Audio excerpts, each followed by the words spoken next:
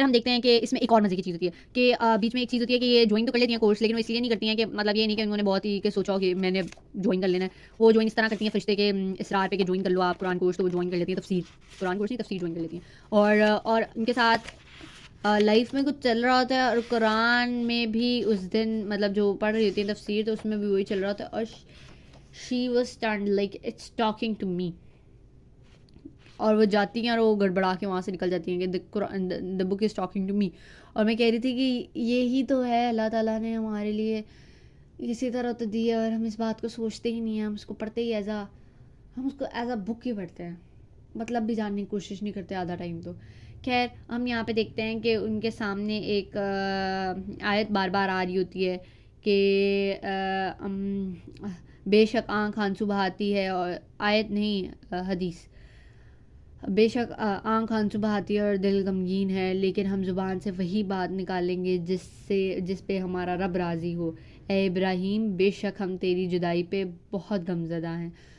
उफ, ये इनको देख, ये मैं कहती हूँ कि टेंस था। आप देखते हो और आप कहते हो कि या अल्लाह, कि इनको ये रिमाइंडर्स मिल रहे होते हैं बार बार, और बजाय जाके रोने के कीने डालने के जो हमारे बेसिकली डाले जाते हैं, उनको उसको आयत याद आई जा रही होती, सॉरी आयत कह रही हूँ मैं बार बार, ये हदीस याद आई जा रही होती बार बार कि आँख से आंसू बहता है, दिल गमगीन है, ये रहा आँख आंसू बहाती है, दिल गमगीन है, दिल गमगीन है।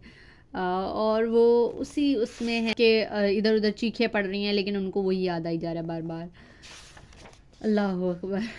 खैर हम देखते हैं कि इनकी शादी हो जाती है, बीच में हम देखते हैं कि रिलेशन ख़राब हो जाता है अपनी फैमिली के साथ। हुमायूं के बहुत अरसे बाद ही मिलने जाती है अपनी फैमिली को, जब मिलने जाती हैं तो वापसी पर उनके अपने हस्बैंड के साथ गुफ्तगू के अंदर ये बात होती है कि कुरान पाक जो है ये मतलब सबके लिए ही है, लाइक सिर्फ तुमसे बात नहीं कर रहा, कुछ इस तरह करके था। और जिस पर वो कहते हैं कि come on Mahmal, it's all in your mind.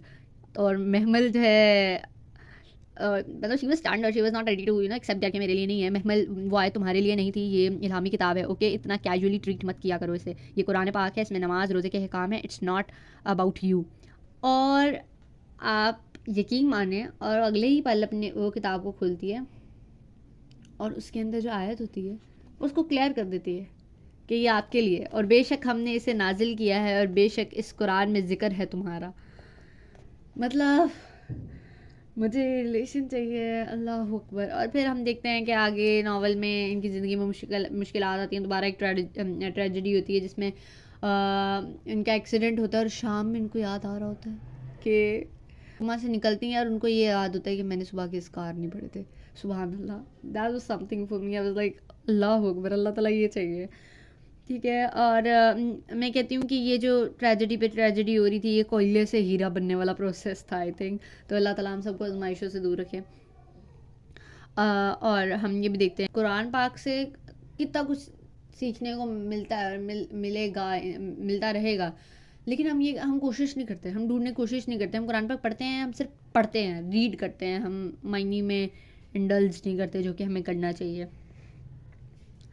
ये नहायत मेरे लिए खूबसूरत किस्म का एक्सपीरियंस था इसे पढ़ना। और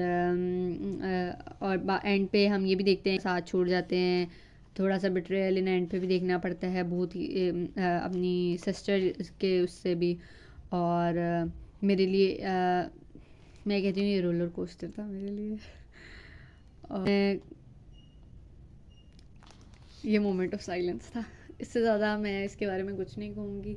ये बहुत प्यारा नावल है। कुछ लोग कहते हैं कि जी ये तो मैंने 2-3 जगह पे रिव्यू देखा कि जिस पे उन्होंने लिखा हुआ था कि ये तो जी ये तो कभी हमें फ़ील हो रहा था कि ड्रामों की तरह है, थोड़ा सा हो गया कि जी अच्छा खासा कैरेक्टर बर्बाद हो गया, या फिर या फिर ये था कि जी स्टोरी जो थी जी उसके साथ ट्रेजेडी पे ट्रेजेडी हो रही है, ड्रामा से रिलेटेड नहीं भाई, रियल लाइफ से रिलेटेड था। और मैं फरिश्ते के कैरेक्टर के बारे में बार बार ये बात कहूँगी, वो इंसान थी, वो फरिश्ता नहीं थी, तो you can not expect that from her. अगर वो उल्टी हुई भी तो ये नहीं है कि जो विलन बन गई, भाई इंसान थी। मैं ये थोड़ा सा उसको, आप कहते हैं ना मार्जिन दूंगी, मैं ये दूंगी।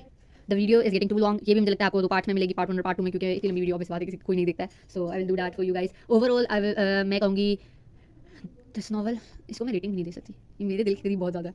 लेकिन आप इसको पढ़ते हो और आप हिलते हो एक बारी, और मैं चाहूँगी आप सब हिलें से पढ़कर, तो ज़रूर पढ़ें इसे, और पढ़ने के बाद जो कमेंट सेक्शन में बताएं कि आपको कैसा लगा ये।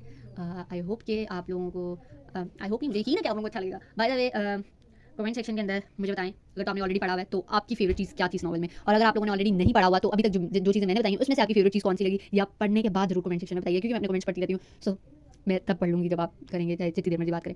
That's it for today's video. I hope you all like that.